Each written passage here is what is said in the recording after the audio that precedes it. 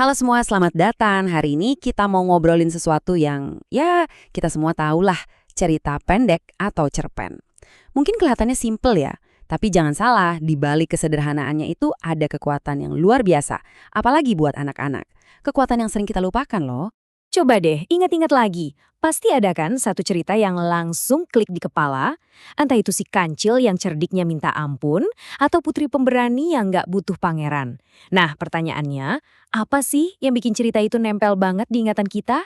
Yuk, kita coba bedah rahasianya bareng-bareng. Oke, kita mulai dari dasarnya dulu ya. Apa sih cerpen itu? Simpelnya, ini tuh prosa fiksi yang pendek banget. Didesain emang buat dibaca sekali duduk, nggak berjam-jam. Jadi fokusnya itu cuma ke satu kejadian atau satu tema utama, nggak melebar kemana-mana. Nah, ternyata nih, semua cerpen keren yang pernah kita baca, entah itu yang bikin kita ketawa atau yang bikin kita mikir, semuanya itu dibangun di atas fondasi yang sama. Ada katakanlah 5 bahan rahasia yang bikin cerpen itu jadi sesuatu. Jadi ini dia nih senjatanya. Pertama, singkat. Jumlah katanya dibatasi, jadi penulisnya harus to the point. Kedua, fokusnya tunggal.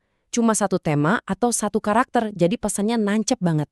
Ketiga, konfliknya bisa dalam banget loh walaupun ceritanya pendek. Keempat, strukturnya simple. Ada awal, tengah, akhir yang jelas, jadi kita gampang ngikutinnya. Dan yang terakhir, karena pendek, penulis jadi punya ruang buat eksperimen. Coba-coba gaya cerita yang unik gitu. Ini persis seperti yang dibilang Mayer. Dia bilang batasan itu justru jadi kekuatan. Karena ceritanya pendek, setiap kata, setiap kalimat harus punya tujuan. Nggak ada yang sia-sia.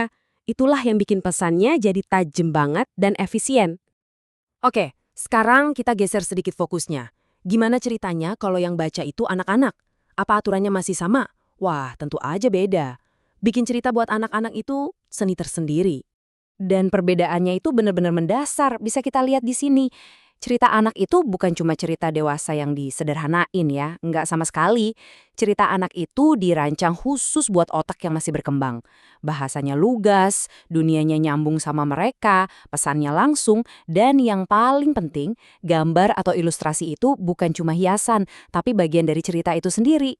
Jadi ini dia nih, alat-alat yang dipakai penulis. Mulai dari bahasa yang simpel dan ceria, tema yang dekat banget sama dunia mereka, kayak persahabatan, keluarga, sekolah. Terus, karakternya juga harus yang bisa mereka pahami, yang bisa jadi panutan. Alurnya jelas, nggak bikin bingung. Dan tentu ilustrasinya harus menarik. Semua ini bekerja barengan buat ngasih pesan moral yang halus tapi ngena. Nah, ini ditegaskan lagi sama Smith. Dia bilang, cerpen anak itu dirancang dengan mikirin perkembangan kognitif dan emosional mereka. Bahasa dan temanya harus pas sama umurnya. Jadi, ini bukan soal meremehkan kemampuan anak, tapi justru tentang menghargai tahap perkembangan mereka dengan bikin cerita yang pas dan mendukung.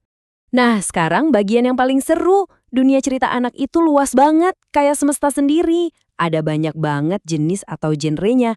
Yuk kita intip beberapa yang paling utama.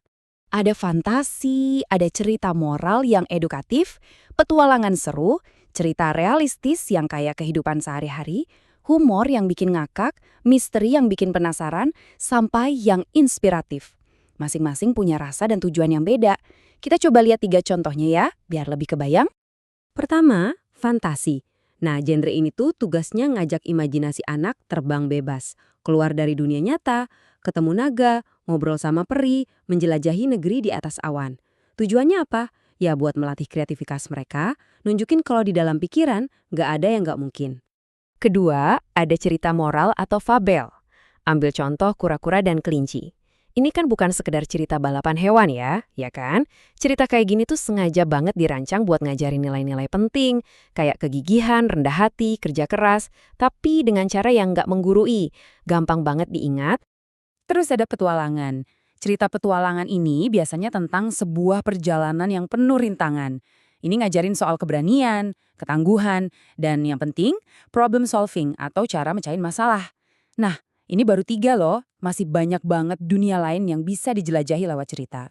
Oke, kita udah sampai di bagian terakhir.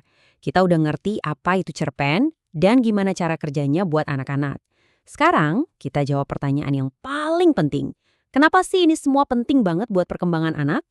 Jawabannya Karena membacakan cerita, sesimpel apapun itu, adalah salah satu aktivitas paling dahsyat buat perkembangan otak anak.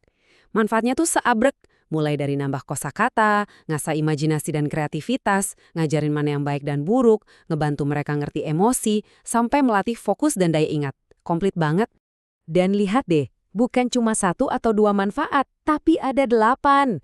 Ada 8 pilar fundamental yang terbangun di dalam diri seorang anak.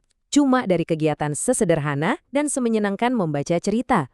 8, itu luar biasa kan? Jadi, pada akhirnya setiap cerita itu ibarat sebuah pintu. Pintu ke dunia baru, ke ide-ide baru, ke pemahaman yang lebih dalam. Pertanyaannya sekarang bukan lagi apakah cerita itu penting, tapi pintu ke dunia mana yang mau kita buka bareng anak-anak hari ini. Terima kasih sudah menyimak.